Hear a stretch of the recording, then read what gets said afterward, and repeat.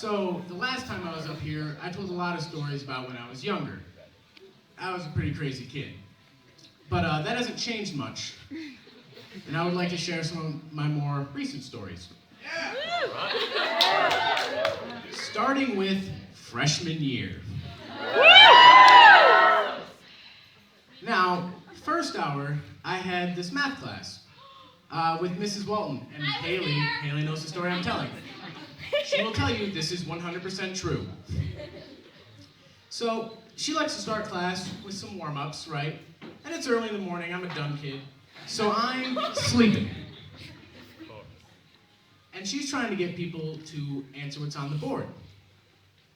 And she had this really weird habit of yelling a certain word that one might yell at a dog when no one would answer. She would say, "Speak." And I guess my exact reaction when she said, "Speak," was to go, "Woof!"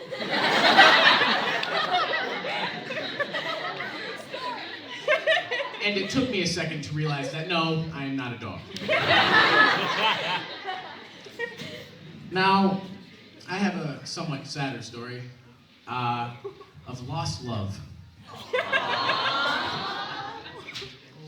A few weeks ago, I was walking down the hallway, and I got to one of the intersections, you know, that no one can navigate ever.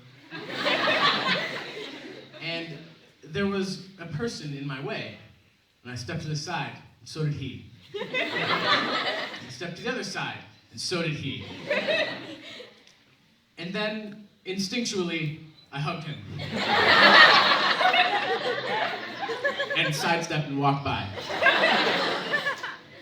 To this day, no idea who that kid is. Never spoken to him in my life. But I miss him. Spring break happened recently.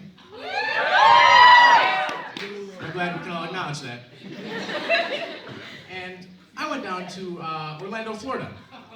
It's a pretty great time. I went to Universal Studios, went on a bunch of rides. One of these rides is called The Revenge of the Mummy. And this joke might sound familiar to some of you, and it's very sad because both are true. In the Mummy ride, it is very dark, and you can't really see people's faces, and the lights kind of flicker every now and then. And I was lucky.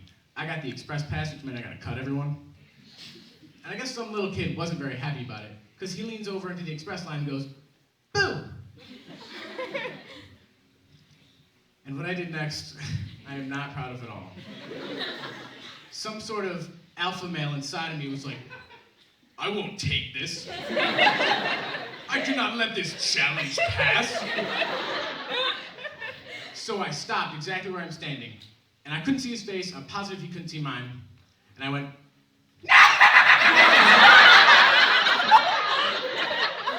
he goes, "Ah!" Goes back in the line. And I just kept walking. I feel so bad about that. You know?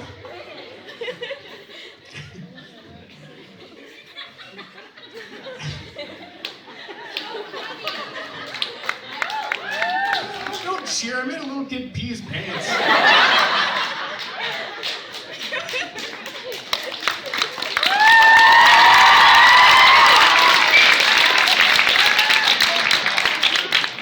Alright, I got just one more, it's real short, I promise. I was in a theater production recently, as I'm sure all of you know. And I don't know if you were there on one of the last nights, but you may have noticed some green thread in my pants. There's a reason for this. See, the first night we wore costumes, I'm gonna start this. I had to carry Amber Garrett's for a good amount of time, then I had to pretend to drop her, which involves this motion. As you can imagine, the first time I did this in my tight dress pants, because I'm very fat, they went everything that can rip in the middle. You know what? I finished that show.